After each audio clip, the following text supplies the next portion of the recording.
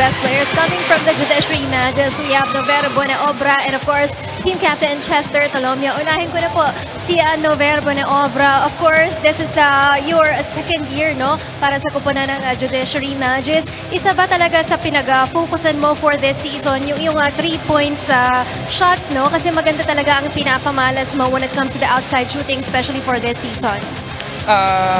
Una-una, salamat po sa panalo and thank you po kay God. Yung 3 points ko, bali, sumusunod lang kasi kami sa spacing namin, sa proper spacing namin. Kaya nakakatira ako ng 3 points kasi may high-low play kami. So, yung spacing namin maayos. Alright, sa bawat laro mo ba, Nover, nagsiset ka ba ng standard para sa iyong sarili na kailangan ikaw kapag naglaro ka for this ball game, makaka-double digits ka? Do you set a standard for yourself? Yes, yun nga.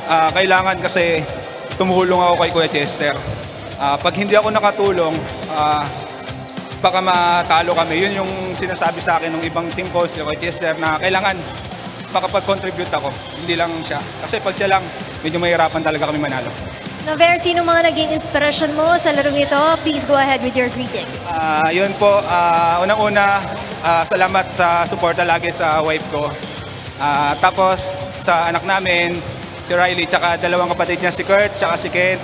Tapos yung mga taga sa amin sa Organa, hindi ko na kayo mabati sa isa. Yun na lang, Pamilya Organa, shoutout sa inyo. Tapos sa boss ko sa office, Ninang Irma Paraiso, tsaka Boss Joan Iglesias, and Boss Obed Serrano, tsaka 201 Boys, yun lang.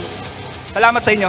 Maraming salamat din sa iyo. Nover, we now move on to Chester Tolomia. Aba, maraming tumitili at nag-cheer para sa iyo. Chester, do you think naging advantage nyo para sa larong ito yung pagiging veteran ng inyong lineup compared to the AFP team this year? Well, unang-unang papasalamat ako sa Diyos. Thank you po sa laro.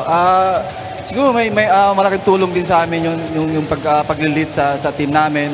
Pero at the same time talagang nakikita ko pinakamaganda na lagi sa amin ngayon yung depensa talaga eh. Maganda yung pinapakita ng mga kasama ko, lahat tutulong-tulong sa depensa ko.